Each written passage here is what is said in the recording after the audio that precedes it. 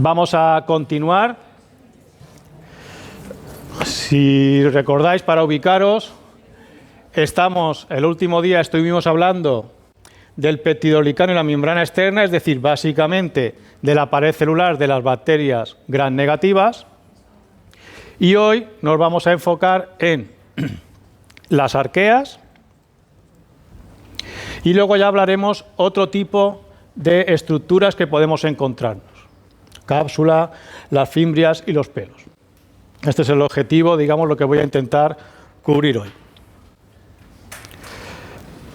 Básicamente, las tres preguntas de siempre: ¿cómo son las envolturas de las arqueobacterias?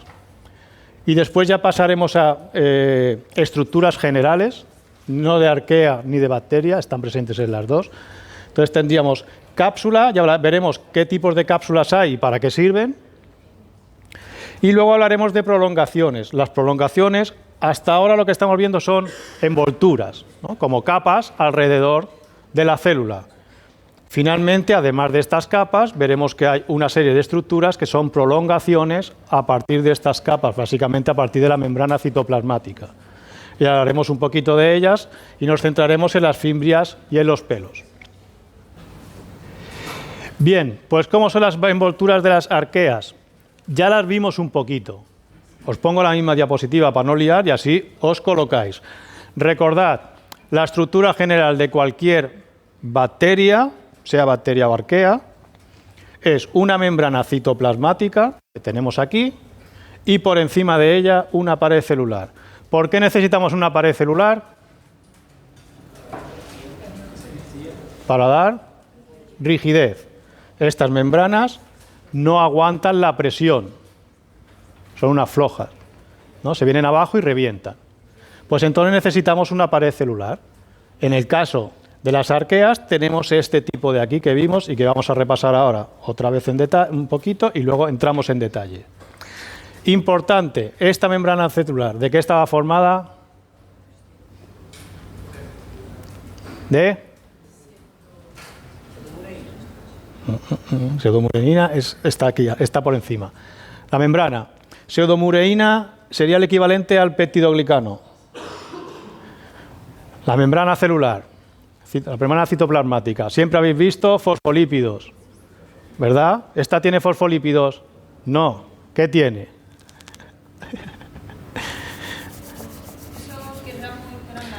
Eran muy largos, ¿vale? Y que se conectaban. La molécula de en medio era citanil.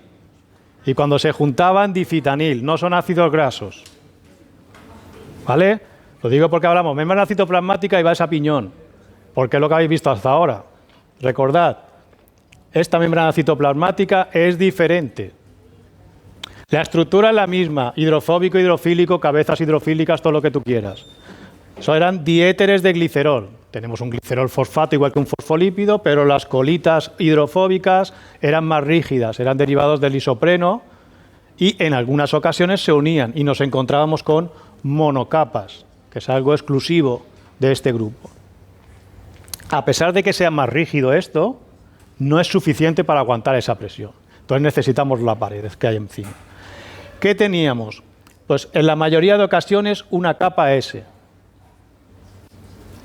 ¿Vale? Aquí tenéis un ejemplo donde solo tengo una capa S, un ejemplo donde tengo la capa S y más cositas, un ejemplo donde no tengo capa S, que es lo más extraño.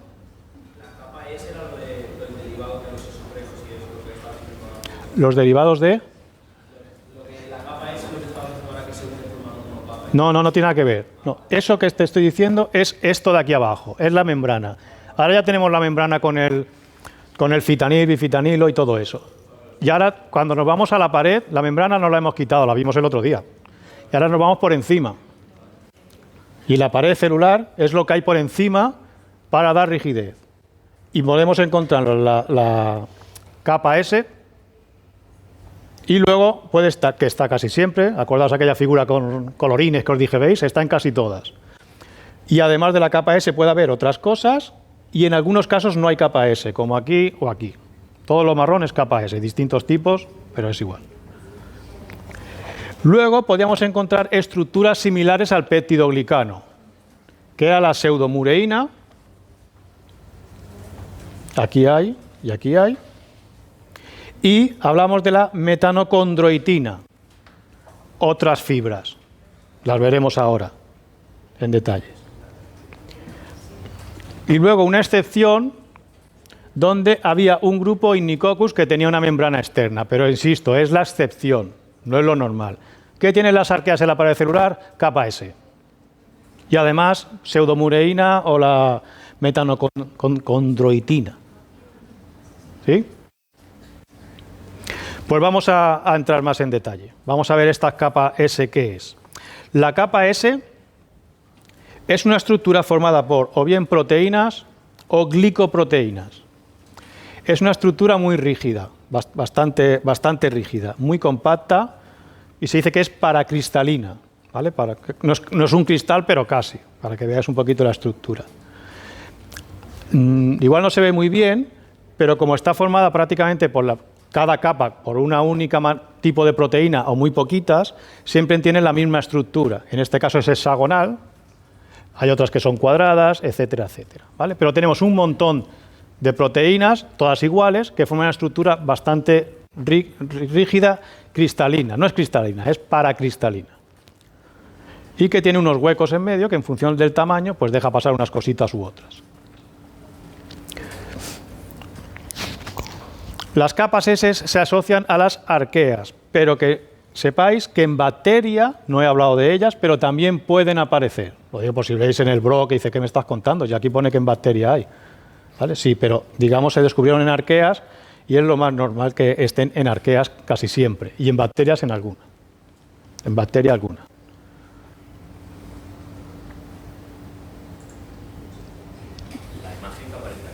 Esta, de hecho, es de una bacteria. Es desde arriba, es un corte.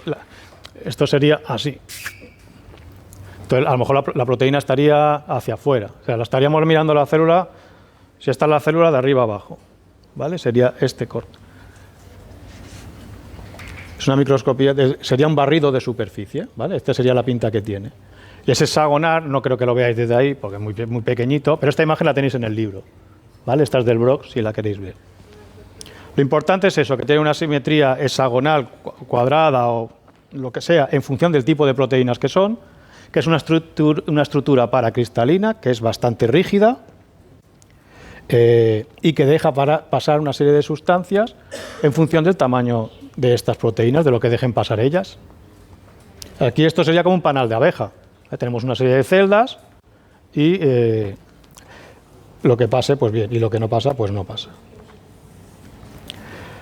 Además de estas capas, teníamos por encima las fibras, como si fuese el peptidoglicano. Lo normal, la pseudomureína, pseudopeptidoglicano, la mureína, acordaos, que es el peptidoglicano. Viene mureína porque es el muro, entonces ese muro, esa pared celular. ¿Qué pinta tiene? Esta diapositiva os suena, ¿eh? Es que es clavada.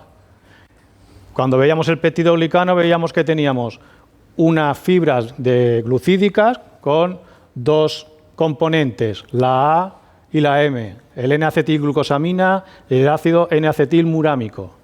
Pues ahora tenemos la A y la T.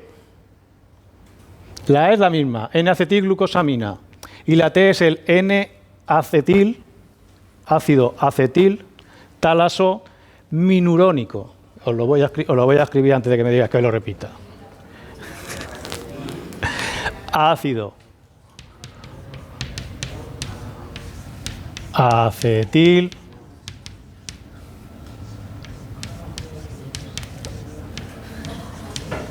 talaso minurónico. Talaso o taluro. No me acuerdo. Talaso no, talosa. Joder, macho. Talosa minurónico. Ácido acetil talosa minurónico.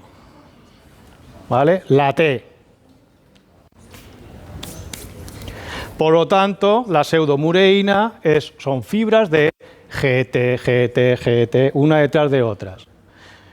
Están unidas entre ellas por un enlace beta-glucosídico, ¿Cómo era el enlace glucosídico del peptidoglicano? Beta 1,4. Este es beta 1,3. Y es súper importante esta diferencia. Os hablé de la lisocima, creo que no llegué a hablar porque no me daba tiempo. ¿Hablamos de la lisocima? No. La lisocima es una enzima que tenemos nosotros en nuestras secreciones. Está en el moco, está en las lágrimas, en la leche materna, en multitud de zonas de nuestro cuerpo. ¿Vale? Es una proteína defensiva que se encarga de eliminar a los microorganismos. ¿Cómo actúa? Actúa a nivel del enlace beta 1,4 del peptidoglicano. Proteína. Lisocima. Lisocima. Liso de romper, cima de enzima. Lisocima. Beta 1,4, con lo cual me cargo el peptidoglicano y ¿qué pasa con la bacteria? Que revienta. ¿Vale? Entonces es una proteína, enzimas que tenemos nosotros, hidrolíticos, que se cargan a las bacterias, forman parte del sistema inmune. ¿Qué pasa? Que este es un enlace beta 1,3 y la lisocima no lo reconoce. Por lo tanto, la pseudomureína es resistente a la lisocima. Una infección por arqueas no va a ser eliminada por la lisocima. Arqueas infeccioses? No, és que no, pràcticament no n'hi ha. Per això clar, què hem fet nosaltres? Hem evolucionat per tractar els bacteris que ens infecten. Però si d'una manera oportunística arriba una arquea, diguéssim que no ens serviria la lisocima per eliminar-la. Hauríem d'emprar altres medis. Sí. Però és que si l'isocima forma part de manera del sistema immune un poc inespecífic. Val? Ho veurem. Ho veurem. Sí, perquè com que vosaltres no teniu immunologia com a optativa directa, vos donaré 4 hores d'immunologia. ¿Qué más nos falta? ¿Qué más tenía el peptidoglicano? Teníamos una cadena de glucídica y ¿qué más? Péptidos colgando. Pues lo mismo, péptidos colgando. Uno por aquí y aquí la otra cadena. Y la unión entre el tercero y el cuarto. ¿De acuerdo? Por lo tanto, es la misma estructura. Bueno, es muy similar. Esto se asume que han evolucionado de manera convergente.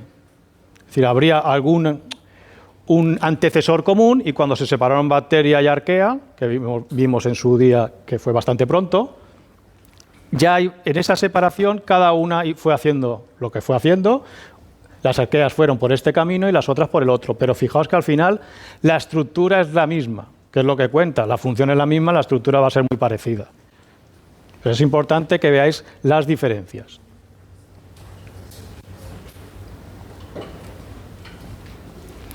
Además de la pseudomureína, sí. De la T. ¿Os acordáis que colgaba de la M? Es que es exactamente lo mismo. ¿Vale? Cuelga de aquí. Y aquí viene de la T.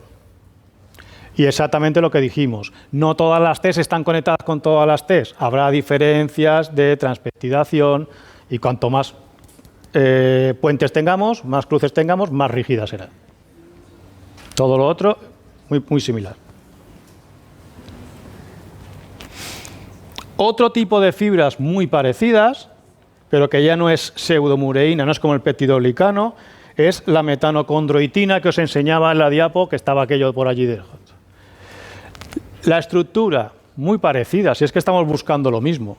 Buscamos una estructura rígida que evite que reviente. En este caso están formados por ácido glucurónico y N-acetilgalactosamina. Ácido glucurónico, N-acetilgalactosamina. N-acetilgalactosamina, N-acetilgalactosamina, el ácido glucurónico. ¿Vale? Esto se ha descubierto más tarde, no se conoce tanto. Pero estos son los componentes glucídicos, para entendernos, y están unidos, vemos, por enlaces 1,3, 1,4 y por aquí 1. Es decir, aquí no me meto tanto porque no está tan caracterizada. Esto es más moderno. ¿Sea? Unas 3 fibres com si fos el peptidoglicà. Això és aquesta. És a dir, ten fibres, i aquí també, però no és pseudomureïna, és aquest, és un altre. Per què? Perquè està compost d'altres sucres. Función, la misma.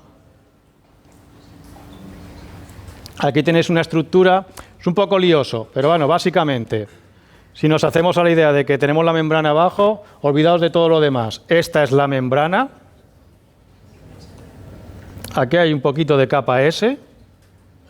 Y aquí tenemos esto que está como un cuadrado verde. Son fibras, como hemos visto, con sus entrelazamientos y demás. Ya os digo, esta se conoce menos. Pero su función es exactamente la misma. Metanocondroitina.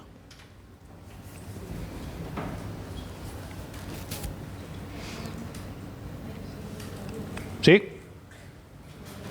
Pues hasta aquí las envolturas, paredes o envolturas de arquea. Capa S y luego pseudomureína o la metanocondroitina. Volvemos ahora a envolturas en general y hablamos de la cápsula.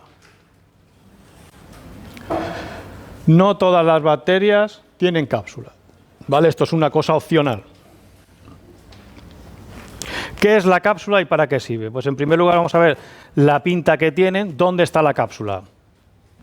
Alrededor de todo esto que acabamos de ver.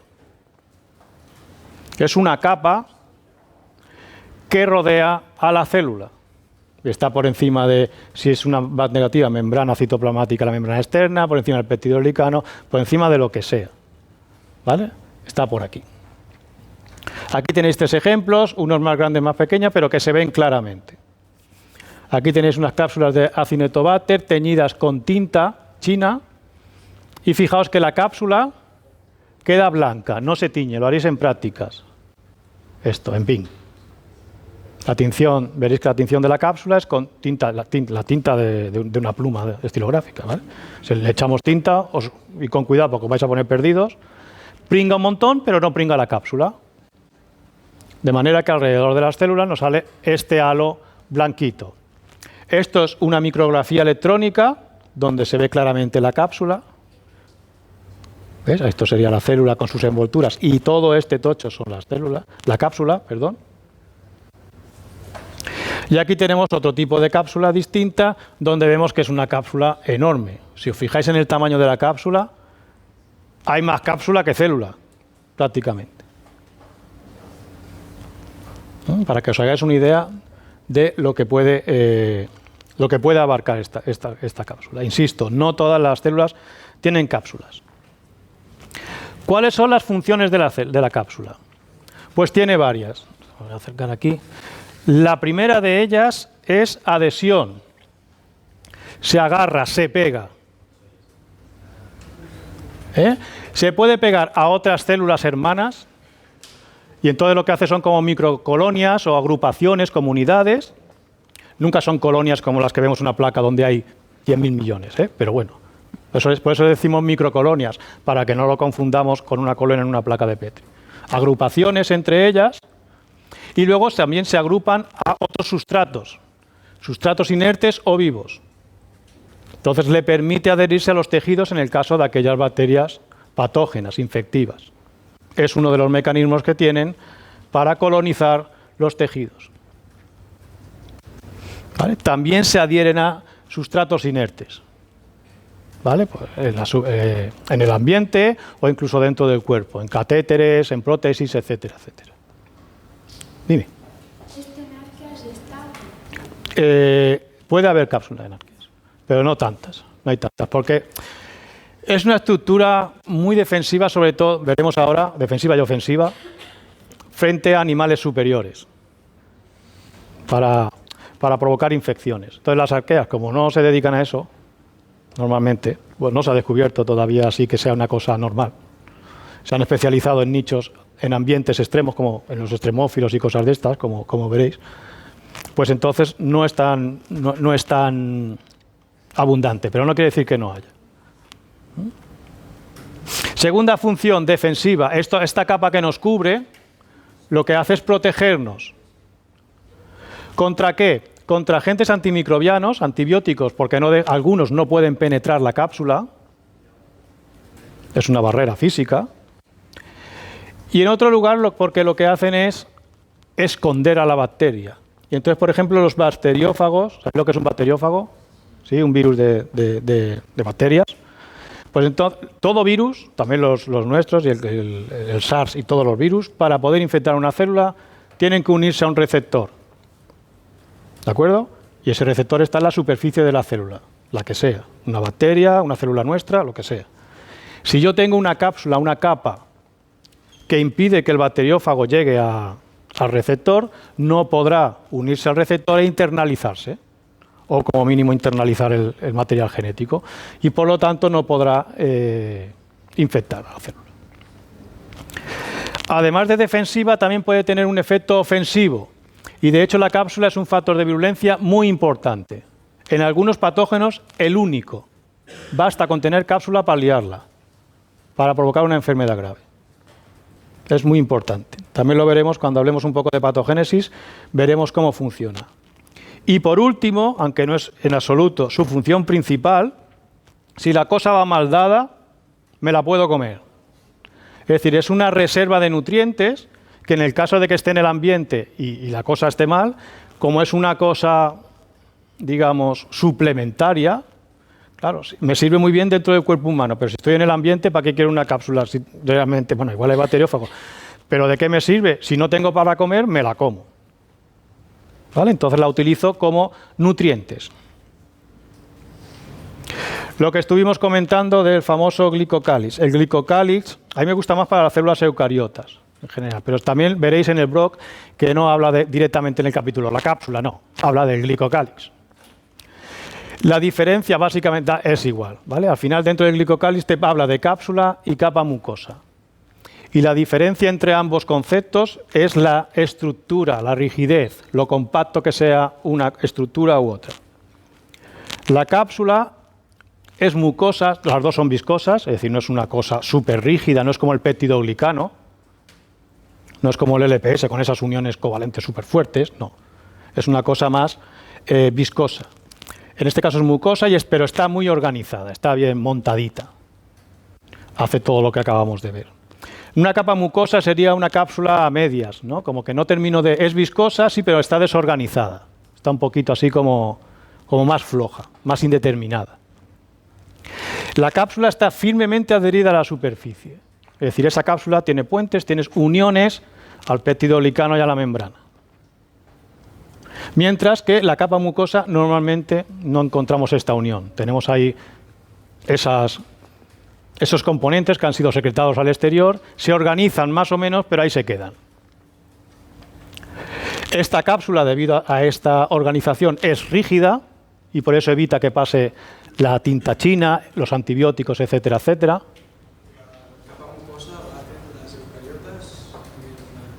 No, esto estoy hablando de las bacterias en general. Es posible que las eucariotas también tengan, pero se le llama más glicocálix en el caso de las eucariotas. Todo lo que son polisacáridos y cosas secretadas al exterior un poquito unidas, se les suele conocer como glicocálix, como término general. ¿Vale? Ahora estamos enfocados más en bacterias, las bacterias. La capa mucosa, por el contrario, es flexible, ¿vale? Es maleable, podríamos decir. Y por todo ello, como la cápsula está bien construida, bien montada, es perfectamente definido. Tú ves hasta dónde llega la cápsula. Las fotos que hemos visto antes. Tú ves, esto es cápsula. Y llega hasta aquí. En el caso de la capa mucosa no está claro. Como es deformable, pues no vemos, es esto. Es decir, pues a veces por esta zona se alarga un poco más, es más floja. Es una cosa más difusa. O los componentes de la cápsula varían entre las distintas especies. Os pongo 3 ejemplos, pero hay más componentes. El primero de ellos, la cápsula de Streptococcus pyogenes, que es un patógeno muy importante, está hecha de ácido hialurónico. ¿Por qué se pone ácido hialurónico? Para rellenar. Nosotros no lo ponemos para rellenar, porque está en nuestros tejidos, en la carne, en la chicha. ¿Vale? En este caso no es para eso. Es decir, lo que está intentando... Nosotros tenemos ácido hialurónico en los tejidos. ¿Sí o no? Sí. Cuando un patógeno provoca una infección, el sistema inmune lo que hace es todo lo que sea extraño, me lo cargo. Y lo que es propio, pues no lo trato. ¿Vale? Así es como funciona. ¿Qué tiene que hacer un patógeno? Una de las maneras de evitar que le ataque el sistema inmune, me disfrazo y me pongo cositas como si fuese una célula humana. Y entonces lo que hacen es ponerse ácido hialurónico. Y entonces está simulando una célula humana, del tejido humano. Entonces el sistema inmune dice, esto es propio, no lo puedo atacar. Y es la manera que tiene ser reconocida como algo extraño. Son listas, ¿eh? Segundo, Bacillus anthracis. En este caso tenemos de ácido polideglutámico. Ácido glutámico. En este caso también es una capa y evita proteger la acción de los fagocitos. Los fagocitos, los veremos, se comen las células, son componentes del sistema inmune que hace la fagocitosis, que se tragan a las células patógenas. Pero para ello tengo que reconocerlas, tengo que unirme y hacer una serie de circunstancias. Entonces, al cubrirse con esta cápsula, no son reconocidas y no se las tragan. El complemento, lo veremos, es otro componente del sistema inmune que se va depositando sobre las células e intenta matarlas haciéndole boquetes. No son células, son proteínas, las veremos. Pues bien, se ha visto que esta cápsula no activa el complemento, ¿vale? No se le deposita. Y entonces, Bacillus anthracis pasa por ahí tan tranquilo. Me he pasado. Y el tercer ejemplo, insisto, hay muchos, simplemente lo he puesto para que veáis que hay distintos, pueden ser proteínas, pueden ser azúcares, pueden ser mezclas, lo que sea. Y el neumococo, Streptococcus pneumoniae, el neumococo, en este caso también le impide escapar de la fagocitosis. Es una cápsula polisacarídica, no es igual que la que hemos visto antes, pero hace la misma función. Al final es una capa protectora. Aquí tenéis el neumococo y una tinción, otra foto de una tinción con tinta china. La célula se tiñe, pero la cápsula no. ¿Sí? Una pregunta de antes. ¿La capa mucosa? Sí. ¿Se parecería al biofilm? Como consistencia, sí. Pero el biofilm es mucho más, ¿vale? El biofilm tendría esa capacidad adhesiva y esa, digamos, esa viscosidad y ser pegajoso para adherirse, pero el biofilm tenemos más proteínas, tenemos un montón de componentes estructurales, fibras más rígidas. En este caso no tenemos unas fibras rígidas como un peptidoglicano. Tenemos de todo, ¿eh? O sea, es que tiene que haber una cierta flexibilidad, mucosidad o viscosidad para que se puedan mover también por ahí las células, pero una rigidez para evitar que te ataquen desde fuera, lo que os dije, que también es una barrera protectora, al fin y al cabo. Es una manera de establecerse una comunidad, es una urbanización. Se monta una urbanización y aquí y viven entre ellos y se lo pasan bien, hacen sus fiestas, tal y cual. Los nutrientes, pues yo en vez de tener que irte fuera a buscar nutrientes, lo que uno come, los desechos de uno es la comida del otro, y así se establece una comunidad donde unos colaboran con otros, al fin y al cabo. ¿Vale? Entonces, y el problema es que este biofilm, entre otras cosas, no nos deja entrar. Entonces, pues es una manera de protegerse también, ¿vale? De facilitar la convivencia. Bien, pues ya tenemos esta cápsula, insisto, ¿todas las especies tienen cápsula? No. También tenemos especies que siempre expresan cápsula, es decir, que la expresión de la cápsula es constitutiva, y otras especies que a veces la expresan y a veces no. Es muy común que de una especie determinada solo expresen cápsula las bacterias patógenas. ¿Por qué? Porque la necesitan, pero las que viven en el agua, por ejemplo, ¿para qué quieren una cápsula? A lo mejor para los bacteriófagos, lo que hemos dicho, para otras cosas, ¿vale? Pero no tiene un papel tan importante como en la protección dentro de Digo el ser humano, pero también los que infectan animales igual, dentro de los animales o lo que sea. Sí. Sí, sí, exacto. Por ejemplo, Klebsiella pneumoniae siempre expresa cápsula constitutiva, pero luego hay otros que no. Tú tienes cepas con una cápsula y otras con cápsula. Y luego hay serotipos, bueno, esto ya es liarla más, hay serotipos de cápsula, de especies que tienen distintos tipos de cápsula. Y te sirve para luego ver el famoso, no sé si el oil, no, porque el H es el flagelo, pero bueno, es el antígeno K, si lo veis en algún sitio, a veces que vemos O1H, no sé, 151, la Escherichia coli enterohemorrágica, no sé qué. No está la cápsula porque la cápsula es la K, la O es el antígeno que vimos el otro día y el H es el flagelo. ¿Vale? Pero bueno, a veces la K también hay distintos tipos, ¿vale? Van cambiándolo. Pero bueno, a este nivel, vamos, no importa. Es decir, si tengo una cápsula, que sepáis que a veces se puede expresar y otras veces no, y que hay algunas que sí la expresan siempre, y que su estructura es variable. Bien, pues pasemos ahora al tercer bloque, que ya os insisto, no son capas, son prolongaciones que van a salir de la membrana. Y si tienen capas y si tienen no sé qué, pues las atraviesan. Claro, todo esto que hemos visto, si hay estas prolongaciones, estas tienen que salir para afuera, si no, no cumplirán su función. Vamos a hablar de las fimbrias y de los pelos. También estaría el flagelo, pero el flagelo lo veremos en el capítulo del movimiento. Entonces, aquí tenéis un poco una micrografía electrónica bastante espectacular. Esto es una salmonela. Esto largo es el flagelo. ¿Vale? Lo dejamos para otro día. Y todos estos pelitos que vemos por aquí son fimbrias. ¿Vale? Estas fimbrias son proteínas filamentosas que se extienden a lo largo de la superficie de la bacteria.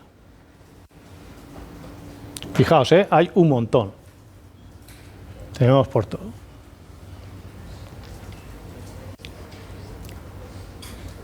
¿Cuál es la función de las fimbrias? Básicamente, la función de las fibras es adherirse. Adherirse. Pueden tener más de una cosa para adherirse. Cuantas más tengan, mejor. Hemos visto que la cápsula te adhiere por el mismo dibujito. Me adhiero, me agarro.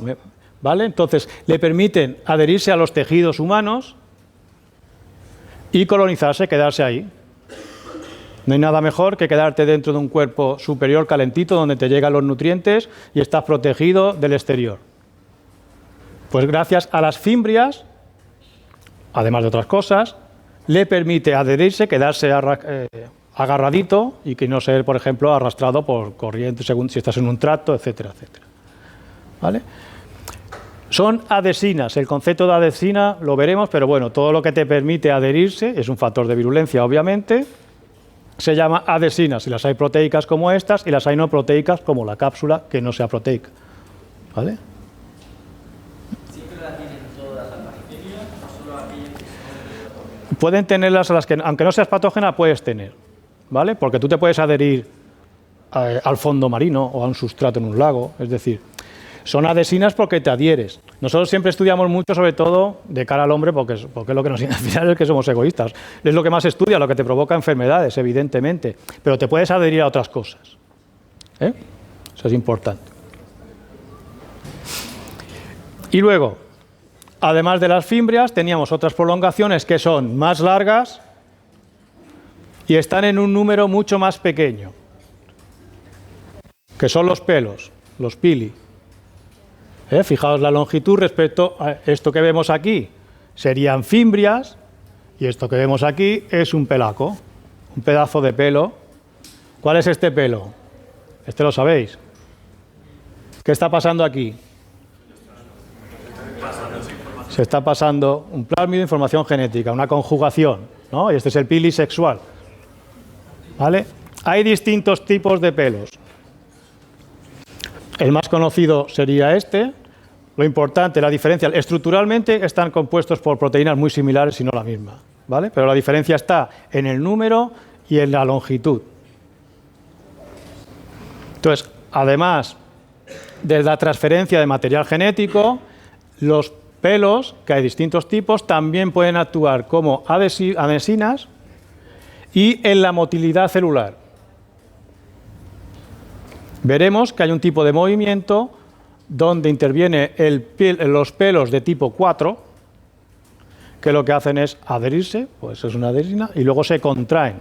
Entonces vas andando así, ¿no? Te vas agarrando. Vosotros conocéis el del flagelo, que va con el motorcito para adelante y venga. Pero hay más tipos de movimientos. Y en este caso, este que os digo, está llevado a cabo por pelos de tipo 4. Esta diapositiva es para que veáis cómo se van sintetizando.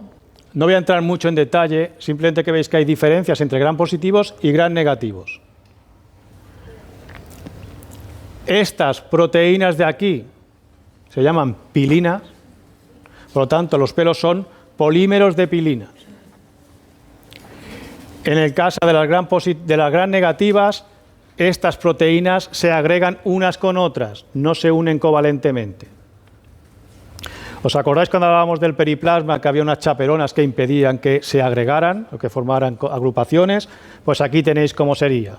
Nos pasa la pilina en forma lineal más o menos y unas chaperonas que hay aquí se unen a ella y la transportan para que no, porque si no, entre ellas se agregarían, se juntarían aquí, formarían un pelo aquí que no nos sirve de nada. ¿Quiénes? Pilinas, no, pilinas se llaman todas. Lo que pasa es que las gran negativas se agregan y las gran positivas se van uniendo covalentemente. Ahora lo veremos por encima, simplemente es para que veáis un poco las diferencias. Lo que quiero que veáis es que son proteínas que tienden a agregarse, entonces tienes que tenerlas separaditas y solo cuando llegan a donde toca ya se agregan y se forman. La mayor parte del pelo es la misma, en este caso FIM A. Pero luego en la punta tenemos distintos monómeros que son los que van a hacer que se adhieran a un sitio o a otro. Simplemente que sepáis eso. ¿Vale? Gran negativas. Y en gran positivas, pues sí, hay una secreción igual, pero lo que ocurre es que no es que tú vayas metiendo bolas y se vayan agregando. Aquí lo que ocurre es que hay una enzima que se pone a currar, coge una bola y la pega bien y le hace un enlace covalente como Dios manda. Y coge otra y la va poniendo, y la va poniendo, y la va poniendo. Es la diferencia. En este caso queda anclada la membrana externa, gran negativa. Claro, ¿para qué voy a montar un pelo aquí? Lo monto aquí. Y en el caso de la gran positiva se une al peptidoglicano. ¿Sí? Todos estos son monómeros, todos estos son pilinas, ¿vale? Lo que pasa es que aquí se agregan y aquí se unen covalentemente. Monómeros, la pilina, esos son monómeros de pilina. Hay distintos tipos, pero tampoco quiero entrar tanto en detalle, porque si no... De hecho, fijaos que aquí hay distintos tipos de pelos, estos son del tipo P, tipo 1, pero no quiero... Vamos, lo que quiero es que os quede clara la estructura general. Y esto puede ser, pues ya habéis visto, todo lo largo que tú quieras. Le vas metiendo. Lo importante es que en la punta le pongas lo que quieres tú. Es decir, lo primero, cuando tú sintetizas un pelo, lo primero que colocas es la punta, que se llama tip. Porque esto es lo que va a decir dónde te vas a agarrar, dónde te vas a enganchar. Y luego detrás lo que le pones es pues un palo más o menos largo. Tip, es punta en inglés, le llaman tip. Tip, T-I-P, tip. Sí, pero ya está, es lo que define, ¿ves? Fijaos que aquí tenéis 3 colorines y aquí tenéis 6 colorines distintos. Simplemente uno y otro tipo, ¿vale? Y que es importante que como se va sintetizando por debajo, lo primero que tienes que poner, lo primero que pones es el tip.